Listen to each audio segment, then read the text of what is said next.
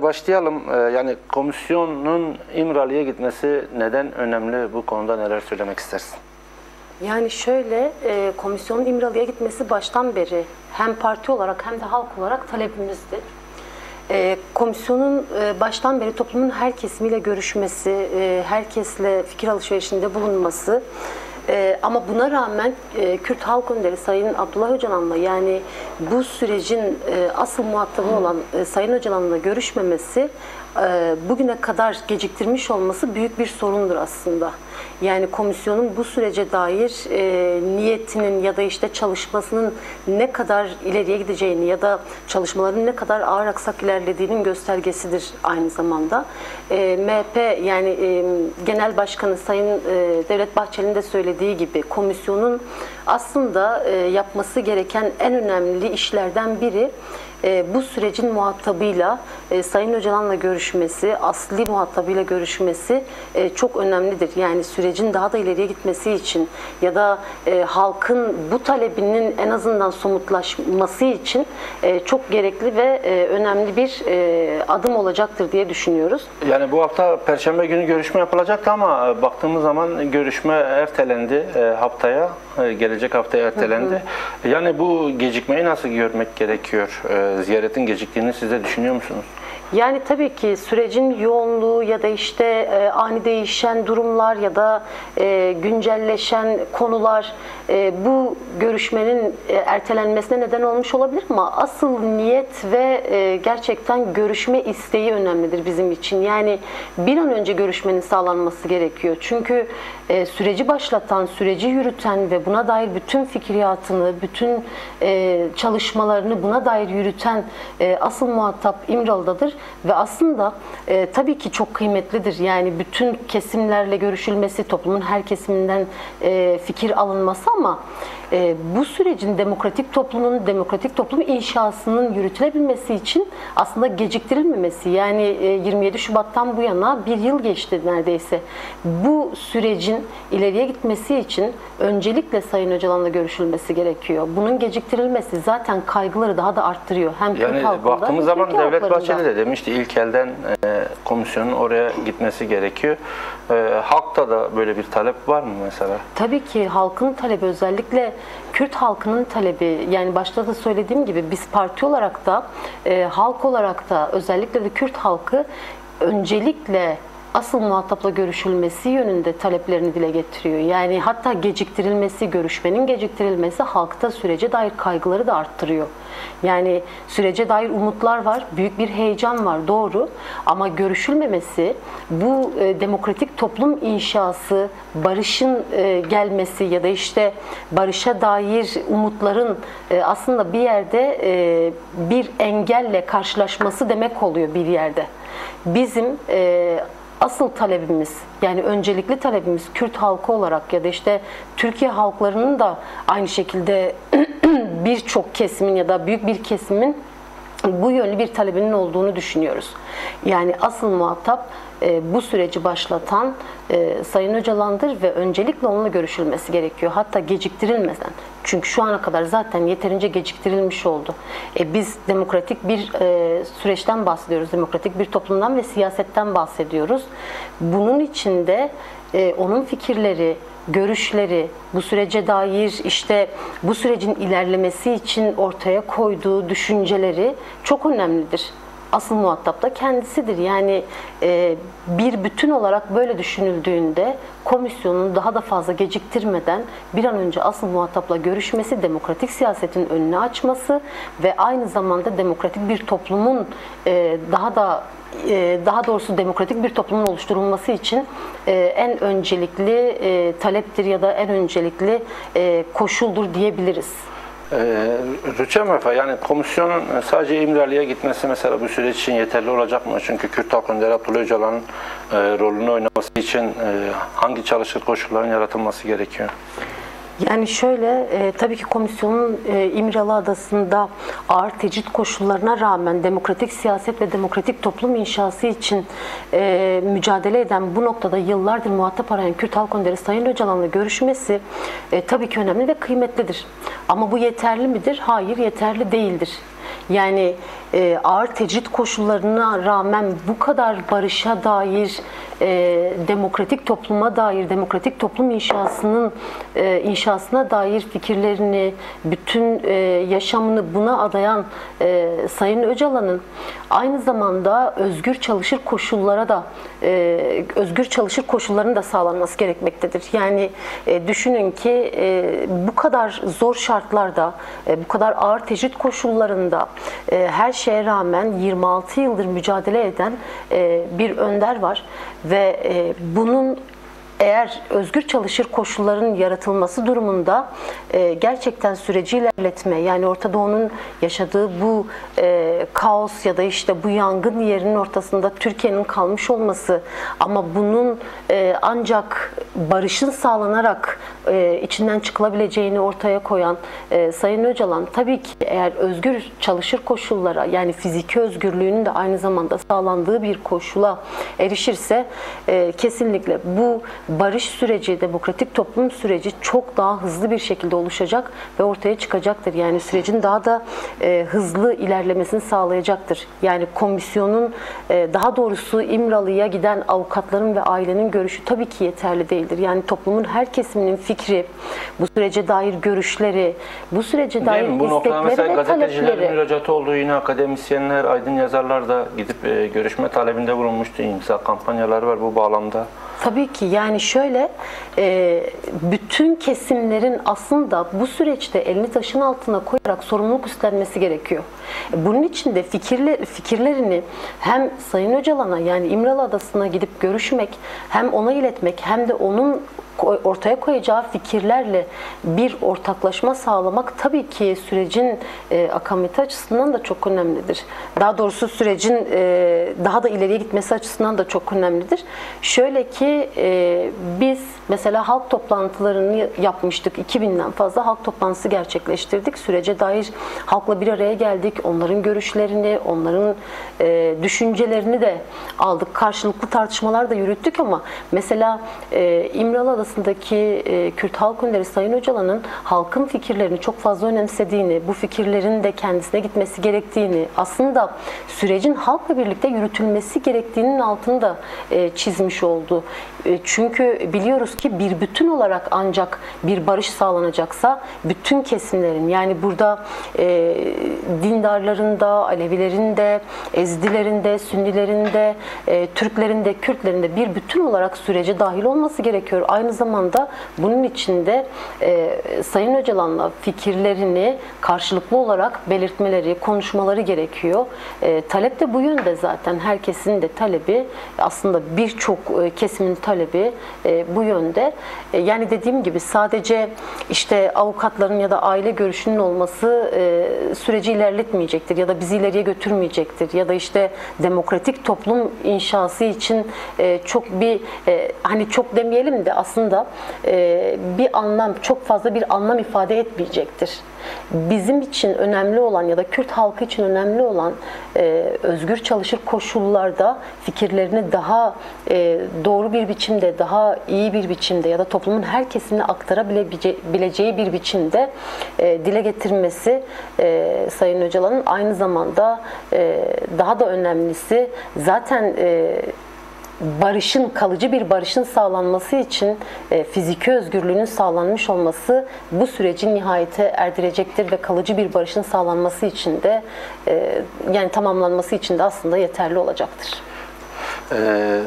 Tuğçe Mefay, Kürt Özgürlük Hareketi kendini feshetti, kongresini topladı. En son Kandil'de yaptığı açıklamayla Kürt Özgürlük Hareketi üyeleri yaptığı açıklamayla üyelerini artık Bakır ve Türkiye'den medya savunma alanlarına çektiğini duyurdu.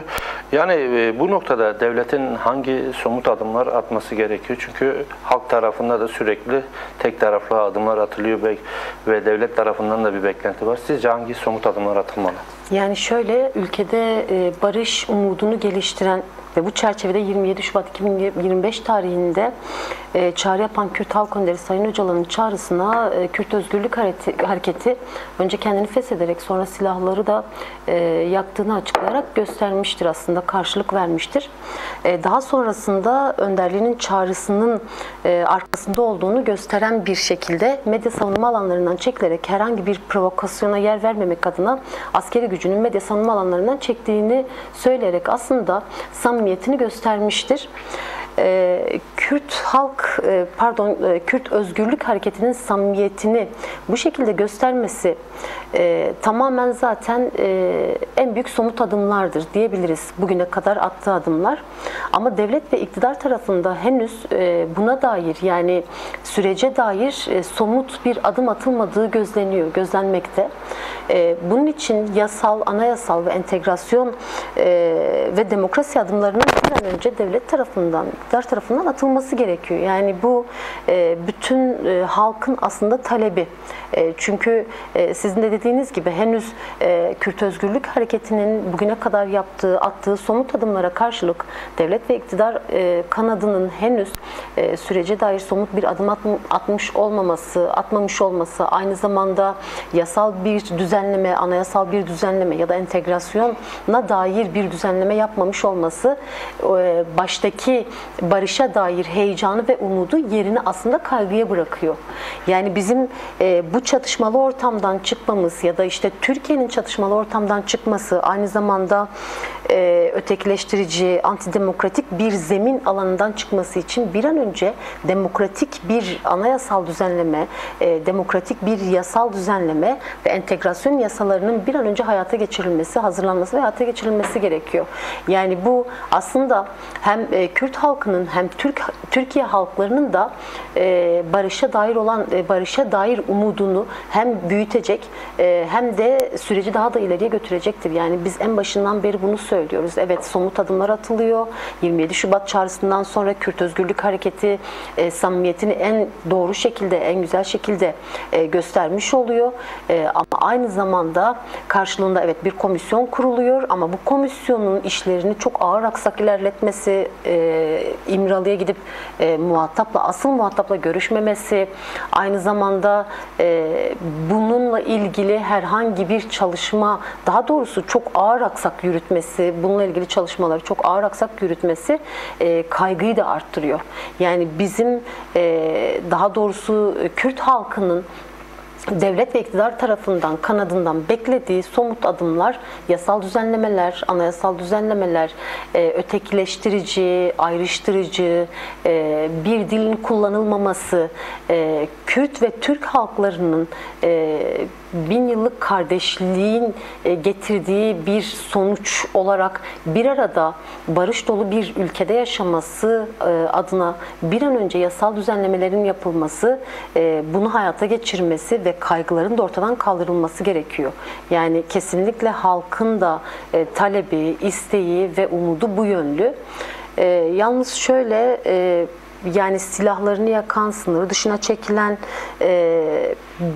halen zindanlarda yatmakta olan politik ve siyasi tutsaklar var. Aynı zamanda fiziki özgürlüğünün sağlanması gereken asıl muhatap Sayın Öcalan var. Ama bütün bunlara dair hiçbir somut adımın atılmamış olması umuttan çok kaygıyı büyütüyor diyebiliriz. Yani bu kaygının giderilmesi için bu adımların atılması gerektiğini kesinlikle belirttiniz. Anayasal ve yasal düzenlemelerin bir an önce hazırlanması, yaşama, hayata geçirilmesi gerekiyor. Rüçhan Vefa, yani Kürt siyasetinin, kadınların temel hak ve özgürlükler açısından bu süreçte beklentisi neler? Yani şöyle, Kürt siyasetinin, Kürt kadınlarının, gençlerinin, genç kadınlarının tabii ki talebi onurlu bir barıştır. Bu onurlu barışın sağlanması da daha önce belirttiğim gibi anayasal bir düzenlemeyle mümkün olacaktır.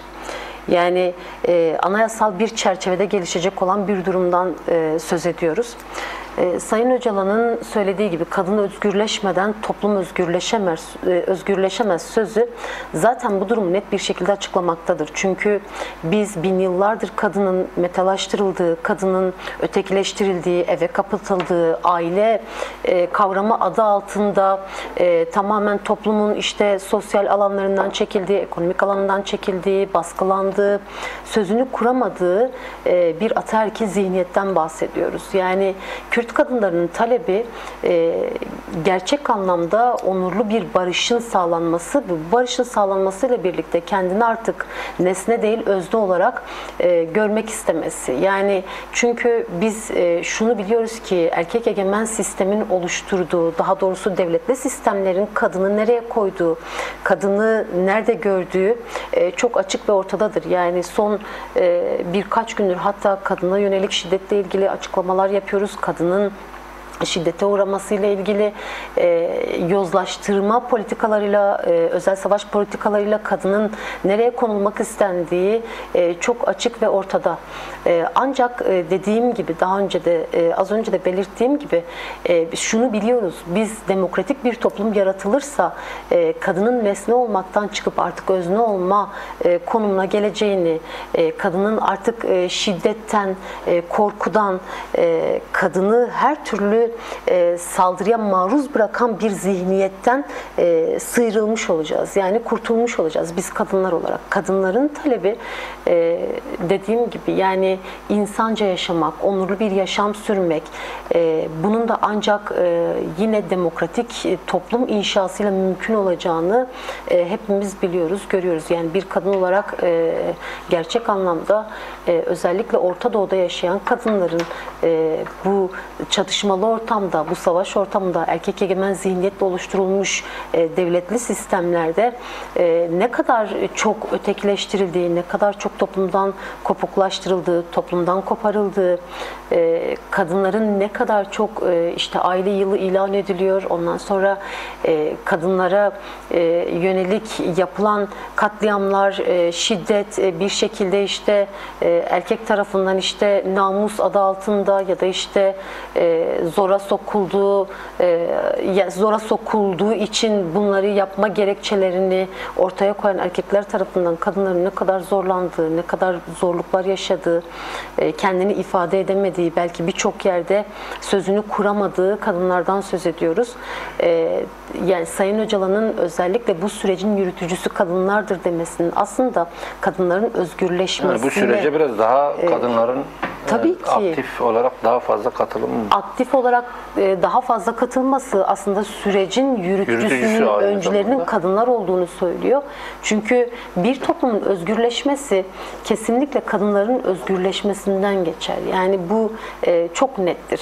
Çünkü devletli sistemlerden önce kadınların nasıl bir toplum yarattığı, bu toplumu nasıl yürüttüğü ya da bu toplumla nasıl barış dolu bir ortamda yaşadığı, toplumun tamamını adaletli bir dünyada, adaletli bir ortamda Neolitik dönemden biliyoruz, Tanrıçalar döneminden biliyoruz. Kadınların ne kadar çok adaletli olduğu ya da toplumun ne kadar barış dolu bir ortamda ya da oluşturduğu, götürdüğü, yürüttüğü bir yaşamdan söz ediyoruz. Ama daha sonrasında gerçek anlamda erkek egemen zihniyetle kadının özne olmaktan nesne olmaya gittiğini, bunun da toplumu ne kadar geriye götürdüğünü, toplumu çatışmalı bir ortama da soktuğunu şu anki durumumuzda, şu anki toplumlarda çok net görebiliyoruz. Tabii ki tekrar edebiliriz. Kürt siyasetinin de genç kadınların da talebi onurlu bir barıştır. Bu da ancak anayasal bir düzenlemeyle bu çerçevede gelişecektir diyebiliriz. Rüçhan Vefa, yani bu süreçte Kürt hareketi, Kürt siyaseti aktif olarak sahada süreci anlatmaya çalışıyor ama diğer kesimlere nasıl bir sorumluluk düşüyor? Çünkü sürecin henüz tabanda tamamen örgütlenmediğini görüyoruz. Bu noktada diğer kesimlere ve Kürt siyasi hareketine nasıl şeyler düşüyor? Kürt siyasi partilerine nasıl bir rol düşüyor, sorumluluk düşüyor? Yani barış sadece Kürt halkının değil, bir bütün Türkiye halklarının yararına gelişecek olan bir durumdur. Bu zaten herkes tarafından bilinen bir gerçektir yani. Barışı sadece Kürtler için değil, tüm halklar için istemektedir Sayın Öcalan.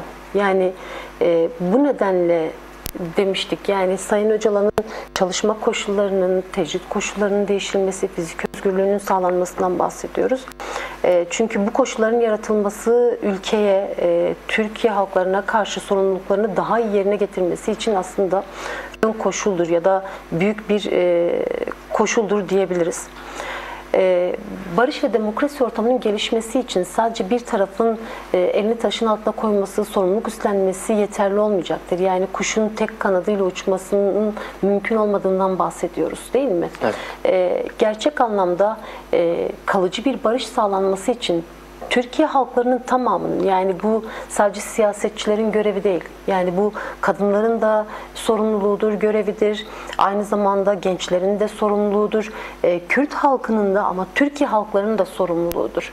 Yani eğer biz demokratik bir toplumdan, demokratik bir Türkiye'den bahsediyorsak, demokratik bir Türkiye inşasından söz ediyorsak, Türkiye'de yaşayan bütün halkların, yani bunda işte din, dar kesiminde, işte milliyetçi kesiminde, Çerkez'in de, Alevi'nin de, Sünni'nin de ya da Kürd'ün de, Türk'ün de bu ülkede yaşayan bütün halkların bu sorumluluğu en iyi şekilde üstlenerek, elini taşın altına koyarak süreci yürütmesi, ilerletmesi gerekiyor. Buna dair bütün sorumluluklarını yerine getirmesi gerekiyor. Yani şöyle de söyleyebiliriz, sadece siyasilerin, siyasetçilerin bu süreci yürütmesi yani demokratik toplumun oluşturulması için yeterli olmayacaktır. Yani sadece belli bir kesimden bunu beklemek, bunun tabana yayılmadan ilerlemesini beklemek aslında çok gerçekçi bir bakış açısı ya da çok gerçekçi bir istek olmayacaktır. Yani çünkü barışın tabana yayılması gerekiyor. Yani halkın bu süreçte taleplerini dile getirmesi, sorumluluklarını yerine getirmesi gerekiyor. Bunun da sadece Kürt halkının talebi olmaması gerekiyor. Çünkü biz 100 yıllık bir savaştan bahsediyoruz. Bu savaştan etkilenen ekonomik anlamda, sosyal anlamda, toplumsal anlamda, kültürel anlamda, yani toplumu ilgilendiren bütün alanlarda her kesimi, çocuğundan kadınına, gencinden yetişkinine, yaşlısına, emeklisine, işçisine, herkesi ilgilendiren bir durum. Çünkü biz savaşın olduğu, çatışmalı bir ortamın olduğu bir ülkede ekonominin de olmadığını, çünkü savaşa ayrılan bütçenin aslında sağlığa, sosyal alana, eğitime ayrılması gerektiğinin bilincinde olmalıyız. Çünkü bunun bize getirileri, daha doğrusu bizden götürdükleri, alıp götürdükleri çok büyük. Bize kaybettirdikleri çok fazla. Yani biz artık kaybet politikasından, o şeyden çıkmalıyız. Yani kaybetten ziyade kazanla hareket etmeliyiz. Bunun için de bütün siyasilerin de, siyasetçilerin de, toplumun her kesiminin de gerçekten kazan fikriyle, politikasıyla yola çıkarak sorumluluğunu yerine getirmesi gerekiyor. Yani kalıcı bir barışın sağlanması ancak bu şekilde olabilir. Sadece Kürt halkı değil, sadece Kürt siyasetçileri değil, toplumun her kesimi diyebiliriz. Rüçhan Vefa, yani DVP olarak en son bir karar aldınız, eylem planı çıkardınız. Bu kapsamda baktığımız zaman görüşmeleriniz de gerçekleşiyor, halka inmeye başladınız. Bu çalışmalar nasıl gidiyor? Kısaca değinirseniz.